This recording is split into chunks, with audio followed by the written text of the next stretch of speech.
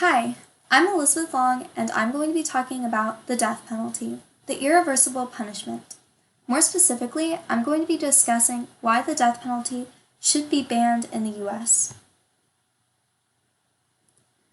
For the history of the death penalty, also known as capital punishment, has been a part of American history since before its creation. Capital punishment has been used in English colonies to address a multitude of crimes, including manslaughter, burglary, counterfeiting, arson, robbery, rape, and more.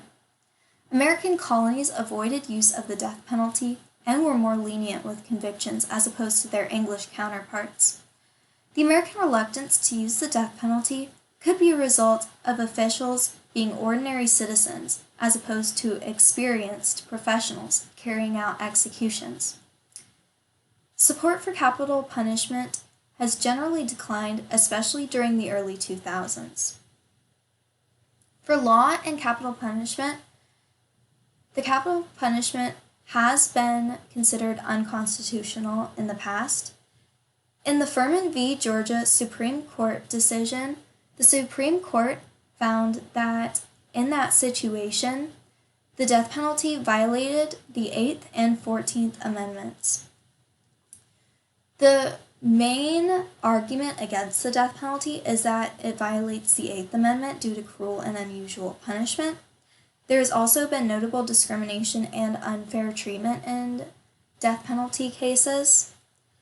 In the Furman v. Georgia case, Justice Marshall concluded that the death penalty was discriminatorily imposed, excessive, unacceptable to the people of the United States, and more. For ethics of the death penalty, there have been wrongful convictions. In the case of James Tillman, he spent 16 years in prison before DNA evidence later exonerated him. Tillman could have died. He was on death row, and if he wouldn't have been exonerated due to the DNA evidence that was found, he would have been executed. The death penalty should not be applied if there is not a high degree of certainty that the person convicted is guilty. For religion, the Pope has considered the death penalty inadmissible, and it attacks the dignity of a person. Other religions have also considered the death penalty to be barbaric. It is important to note the Nick Sudden case as well. Nick Sudden was a death row inmate who murdered multiple people, including a fellow prisoner. Yet 34 years in jail appeared to have changed him. Prison staff and the sister of an inmate Sudden killed supported his clemency. Sudden had embraced religion and even saved the lives of prison guards during a riot. The crimes Sudden committed did not define him, and he was considered reformed. He was, however, executed in the end. For political views on the death penalty, the cost must be considered. The death penalty is a lengthy process, and appeals draw this out for years. The death penalty costs millions more than administering life sentences. A June 2011 study found that California has spent more than $4 billion on capital punishment since 1978, executing 13 criminals. That's about $184 million more a year than life sentences would have cost. Capital punishment unnecessarily spends taxpayer money as opposed to using life sentences. For the public opinion of the death penalty, states have begun abolishing and placing temporary bans, also known as moratoriums, on capital punishment. As seen in the image below, the blue and purple states show the states that have either temporarily banned or permanently abolished the death penalty.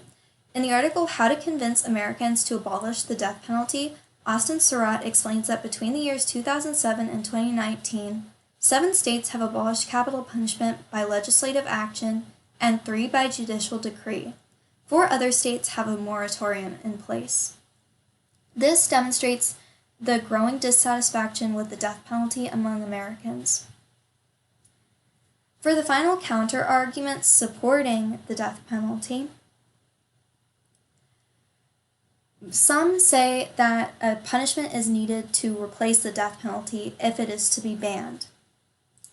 In the article, The Death Penalty by Tom Price reports that a judge found that the state's method of lethal injection caused needless suffering by creating a suffocating sensation akin to waterboarding in an Ohio case where an inmate appealed his death sentence. This judge allowed the execution of the inmate to be carried out because the inmate did not suggest a viable alternative. Later, the governor of Ohio suspended all executions after this information was revealed because use of the death penalty would be in violation of the Eighth Amendment. Nevertheless, the solution is clear. Life sentences are a simple solution to replacing the death penalty. Life sentences may not halt major crimes by establishing a fear of execution, but life sentences are a practical means of preventing those that commit such atrocities from returning to the public, and as long as these crimes do not reoccur, the death penalty is not needed. Some also argue that proper justice must be served for family members, but we must consider what is proper justice.